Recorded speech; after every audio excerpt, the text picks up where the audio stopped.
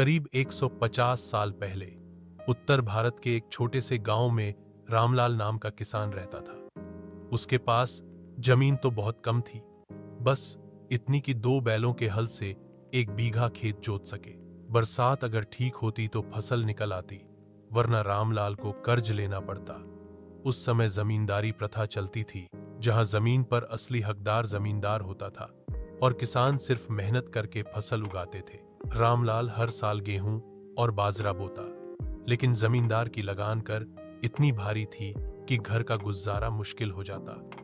घर में बूढ़ी मां, पत्नी और 2 छोटे बच्चे थे।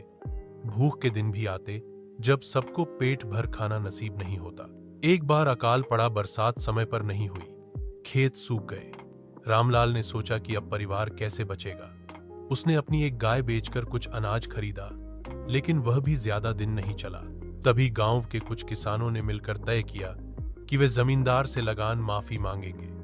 रामलाल भी उनके साथ गया। जमींदार ने उनकी हालत देखी, पर उसने सिर्फ इतना कहा, फसल नहीं हुई तो मेरी क्या गलती, लगान तो देना ही होगा। मजबूर होकर किसानों ने फिर से कर्ज लिया और रामलाल का बोझ और बढ़ गया, लेकिन उसने हिम्मत नहीं हारी।